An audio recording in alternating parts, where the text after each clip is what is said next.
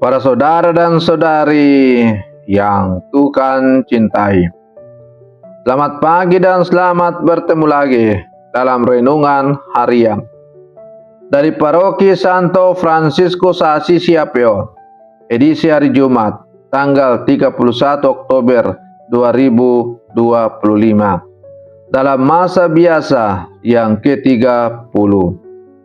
Mengawali hari yang baru ini, kita hendak mendengar dan merenungkan sabda Tuhan. Marilah sebelum kita mendengar dan merenungkan sabda Tuhan, kita berdoa. Dalam nama Bapa dan Putra dan Roh Kudus. Amin. Allah Bapa yang Maha Kuasa dan Agung, Engkau datang berkunjung untuk menyembuhkan kami dari kesombongan, kelalaian, dan dosa-dosa kami melalui Yesus Kristus Putramu terkasih. Semoga berkat teladan kasih-Nya kami kemampukan untuk berkurban bagi sesama kami, terutama yang kecil, lemah, miskin, tersingkir, dan difabel. Bersabdalah ya Tuhan, kami siap mendengarkan. Terpujilah Engkau Bapa, Putra, dan Roh Kudus, kini dan sepanjang segala masa. Amin. Para saudara dan saudari yang Tuhan cintai, sabda Tuhan yang hendak kita dengar dan kita renungkan untuk mengawali hari yang baru ini diambil dari Injil Lukas pasal 14 ayat 1 sampai 6. Tuhan bersamamu. Inilah Injil suci menurut Lukas. Pada suatu hari Sabat, Yesus datang ke rumah salah seorang pemimpin orang-orang Farisi untuk makan di situ. Semua orang yang hadir mengamati dia dengan seksama. Tiba-tiba datanglah seorang yang sakit busung air dan berdiri di hadapan Yesus. Lalu Yesus bertanya kepada para ahli Taurat dan orang-orang Farisi, "Bolehkah menyembuhkan orang pada hari Sabat atau tidak?" Mereka semua diam saja. Lalu Yesus memegang tangan si sakit itu dan menyembuhkannya, serta menyuruhnya pergi. Kemudian Ia berkata kepada mereka, "Siapakah di antara kalian yang anak atau lembunya terperosok ke dalam sumur, tidak segera menariknya keluar, meski pada hari Sabat?" Mereka tidak sanggup membantahnya. Demikianlah sabda Tuhan. Para saudara dan saudari yang Tuhan cintai, mengawali renungan di pagi hari ini, saya hendak mengajukan pertanyaan kepada kita sekalian. Pernahkah kita atau kalian mengalami situasi di mana harus memilih antara menuruti aturan atau menolong orang? Misalnya, ada orang yang sedang kesusahan di hari libur dan kita harus memilih istirahat sesuai jadwal atau keluar menolong meskipun lelah. Hari ini Yesus menghadapi dilema yang serupa sebagaimana digambarkan dalam bacaan Injil yang baru saja kita dengar bersama. Dilema yang dihadapi Yesus adalah dilema antara hukum Sabat dan belas kasih.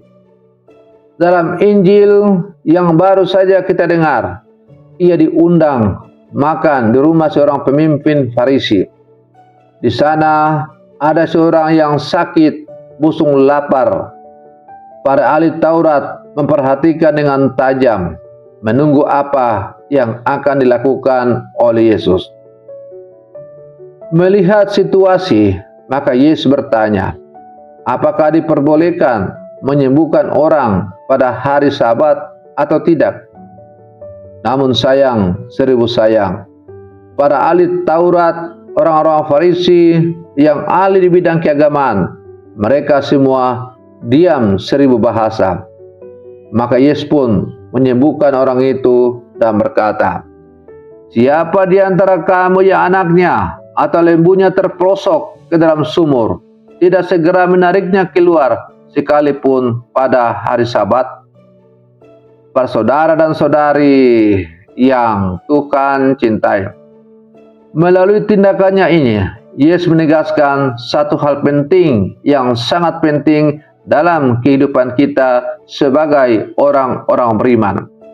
Pesan penting itu ialah kasih Allah tidak bisa dibatasi oleh waktu, aturan, atau ritual. Para saudara dan saudari yang Tuhan cintai, bagi orang Farisi, hari Sabat adalah hari kudus. Tidak boleh bekerja, bahkan untuk hal-hal kecil. Namun, mereka lupa bahwa hukum Sabat diberikan bukan untuk membebani, melainkan untuk membebaskan. Ketika Yesus menyembuhkan pada hari Sabat, ia tidak melanggar hukum Allah. Justru ia menggenapi maknanya. Karena inti dari setiap hukum dari Allah adalah kasih. Tanpa kasih, hukum jadi kaku, beku, dan tidak menyelamatkan.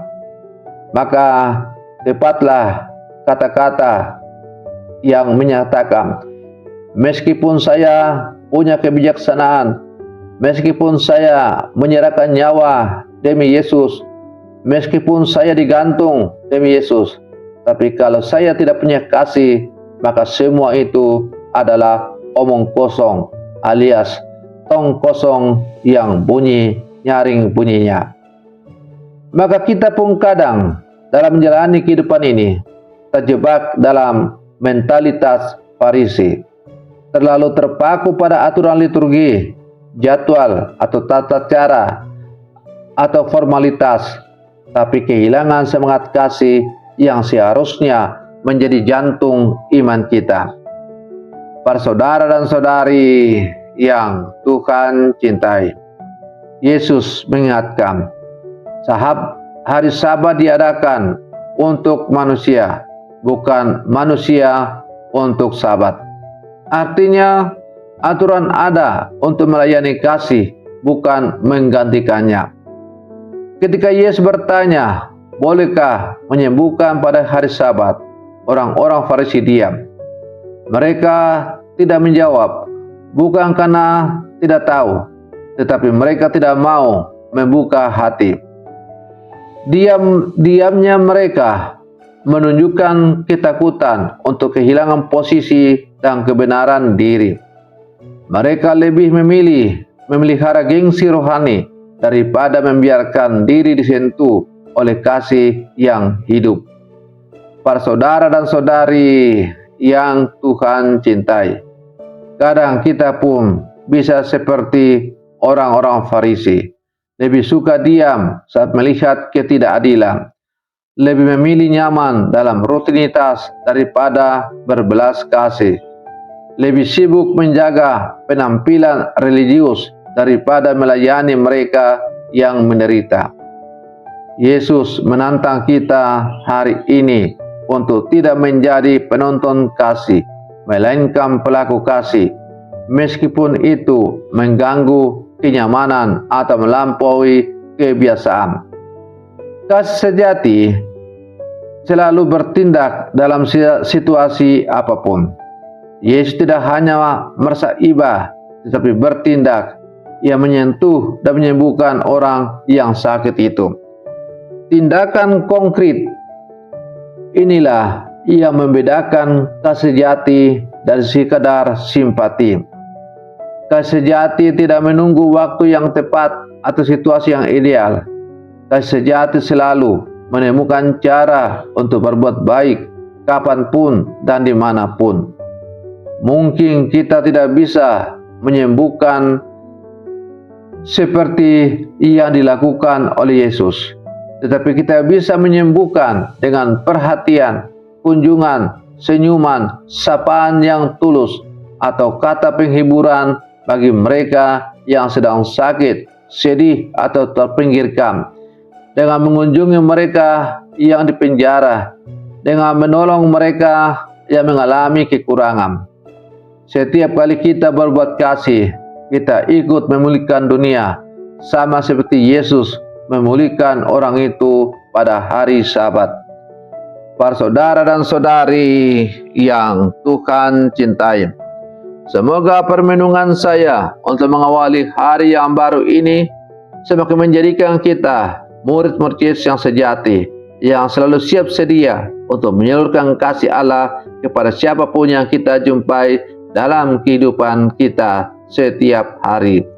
Selamat pagi, Tuhan Yesus memberkati kita semua.